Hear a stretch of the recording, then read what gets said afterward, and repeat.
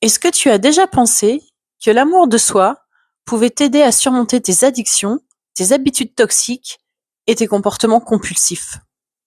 Dans cette vidéo, je vais te donner 3 outils concrets pour t'aider à cultiver cet amour de soi. Je me souviens de ces années où je me sentais piégée dans mes addictions. À chaque tentative, je pensais que tout était une question de volonté. Mais en réalité, la clé n'était pas là. Elle était en moi, dans cette capacité que j'ai dû apprendre durement, qui était de m'aimer vraiment. Mais en fait, comment on fait pour s'aimer quand on ne sait pas par où commencer? Pendant longtemps, j'ai cherché à combler ce vide intérieur sans vraiment comprendre ce qu'il signifiait. J'utilisais des substances, des relations, des comportements qui semblaient m'apporter un soulagement immédiat. Mais à chaque fois, je finissais par me sentir encore plus vide et plus en colère contre moi-même.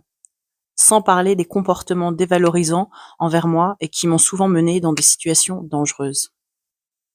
Je me revois à 14 ans avec une cigarette à la main. Ce n'était pas vraiment par envie. Je voulais juste me sentir adulte, intégrée, acceptée.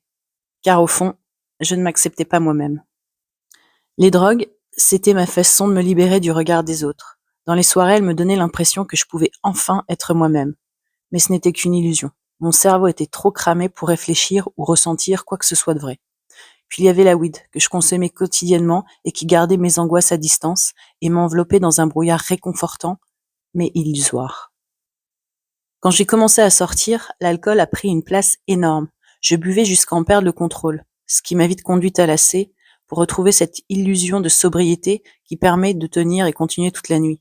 C'était ma manière de ne plus ressentir la pression, les attentes ou mes propres angoisses. Mais le lendemain, toutes ces émotions refoulées revenaient avec encore plus de force, et avec elles la culpabilité et le mal-être.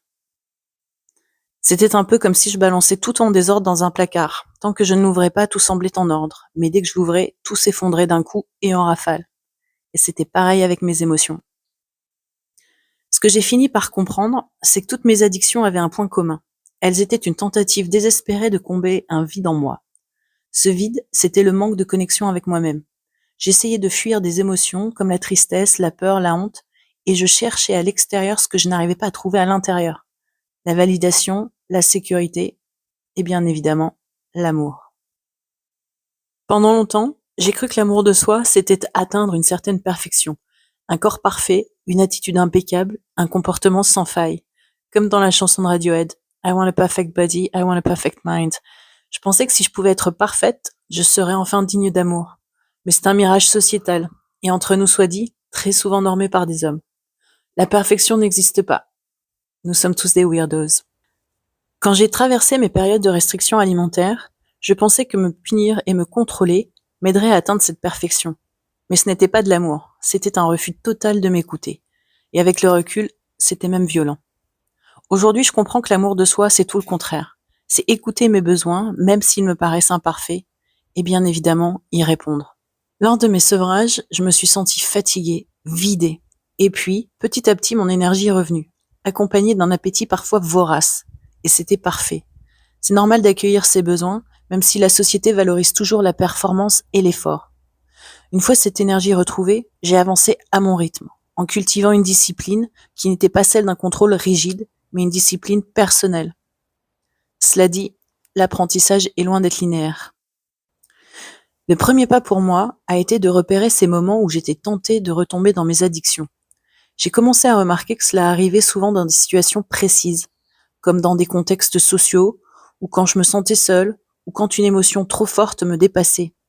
Identifier ces situations m'a permis de mieux comprendre ce qui se passait en moi.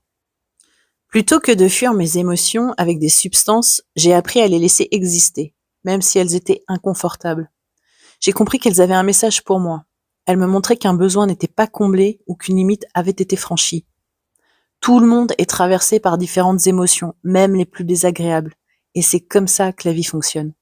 J'ai réalisé que ces émotions n'étaient pas là pour me punir, mais pour m'alerter que quelque chose doit être mis en place, être résolu et non refoulé. Et si je ne peux pas changer une situation, alors j'apprends à lâcher prise. Et dans ces moments-là, le sport m'aide beaucoup à canaliser ces émotions et à les laisser partir. Pendant longtemps, j'ai cru que contrôler mes comportements toxiques me libérerait. Mais ce n'était pas le contrôle ou la fuite qui m'ont aidé. C'était la connexion. Et en me reconnectant à mes émotions et à mes besoins, j'ai commencé à reprendre le pouvoir sur ma vie. Je n'ai pas besoin d'être parfaite, je suis assez telle que je suis, avec mes forces et mes failles. Si cette vidéo a résonné avec toi, sache que tu n'es pas seule.